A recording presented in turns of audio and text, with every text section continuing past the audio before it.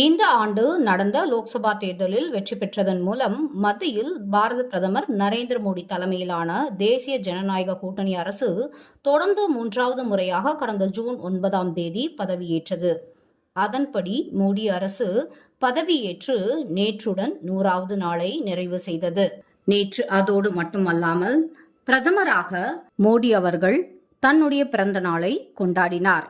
முதல் 100 நாளில் ரூபாய் 15 லட்சம் கோடி மதிப்பு திட்டங்கள், கண்ணியமான வாழ்க்கை வாழ்வதற்கான உத்தரவாதம் ஆகியவை மோடி ஆட்சியின் சாதனைகளாக பிரதமர் மோடி பட்டியலிட்டார். 60 ஆண்டுகளுக்கு பிறகு இந்திய மக்கள் தொடர்ந்து 3வது முறையாக ஒரே அரசை தேர்ந்தெடுத்துள்ளனர் என்பது எல்லோருக்குமே தெரியும். இதற்கு பின்னால் இந்திய மக்களின் மிகப்பெரிய விருப்பங்கள் உள்ளன. இன்று 140 கோடி இந்தியர்களுக்கும் நம்பிக்கை உள்ளது என மோடி அவர்கள் தெரிவித்தார்.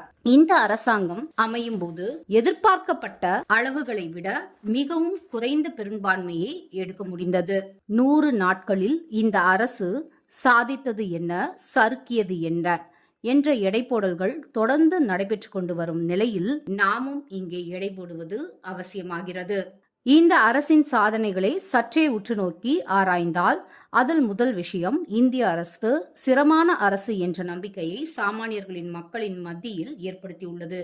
ஏனென்றால் இந்த அரசு அமைந்தபோது பாஜகவுக்கு தனி பெரும்பான்மை இல்லை என்பதாலேயே இந்த அரசு மக்களின் நம்பிக்கையை இழந்த அரசு, இந்த அரசே சட்டவிரோதமான அரசு என்ற தோற்றத்தை ஏற்படுத்த எதிர்க்கட்சிகள் தொடர்ந்து முயற்சி செய்தும் தோல்வியையே சந்தித்து வருகின்றனர். இந்த அரசு நீடிக்காது. இருக்கும் காலத்திலும் தீர்க்கமான உறுதியான முடிவுகளை இந்த அரசால் தன்னிச்சையாக எடுக்க முடியாது என்ற பிம்பத்தை எதிர்க்கட்சிகள் இன்றும் கட்டமைத்துள்ளனர். இதை உடைத்தெறிந்து வக்பு சட்ட திருத்த மசோதாவை கொண்டு வந்தது இந்த அரசு.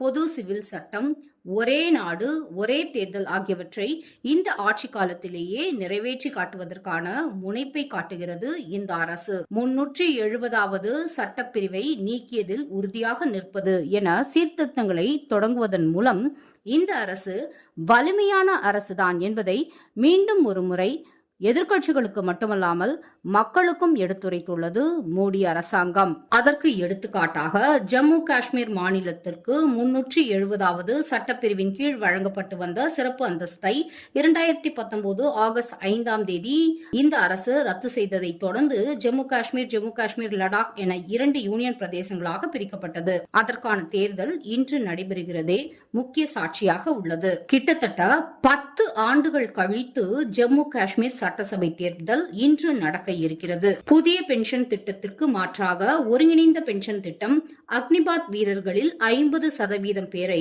முப்படைகளில் நிரந்தரமாக தக்க வைப்பது போன்ற நிர்வாக சீர்திருத்தங்களில் கவனம் செலுத்தினால் இன்னுமே கூட இந்த அரசு நல்லதொரு பெயரை ஈட்ட முடியும். 100 நாட்களில் 15 லட்சம் கோடி ரூபாய் மதிப்புள்ள திட்டங்களுக்கான ஒப்புதல் என தேசத்தின் உட்கட்டமைப்பு மேம்பாட்டில் தொடர்ந்து இந்த அரசு அக்கறை காட்டி வருவது அனைவருக்கும் தெரிந்த விஷயம்தான்.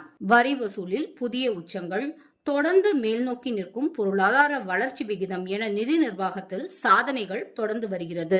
ரஷ்யா உக்ரைன் போரை நிறுத்துவதற்கான மத்தியஸ்தம், லடாக்கில் எல்லைப்பகுதியில் அத்துமீறிய சீன ராணுவ வீரர்களை திரும்ப பெற செய்தது, வங்கதேசத்தில் இருந்து தப்பி வந்த அந்நாட்டின் முன்னாள் பிரதமர் ஷேக் ஹசீனாவுக்கு அடைக்கலம் கொடுத்தது என வெளியுறவு கொள்கைகளிலும் இந்திய அரசு தனது தேர்ச்சியை உறுதி செய்துள்ளது.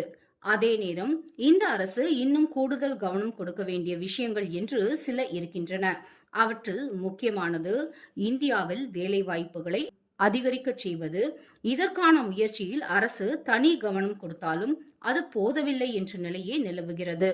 அடுத்து பணவீக்கத்தை கட்டுப்படுத்துவது, விலைவாசி உயராமல் பார்த்துக் கொள்வதில் இந்த அரசு இன்னுமே கூட சற்று கூடுதல் கவனம் செலுத்த வேண்டும். 3வதாக ஆட்சி காலத்தின் நோக்கங்களில் சாமானியர்களுக்கு கண்ணியமான வாழ்க்கையை உறுதி செய்வதும் ஒன்று என்று பிரதமர் மோடி சொல்கிறார்.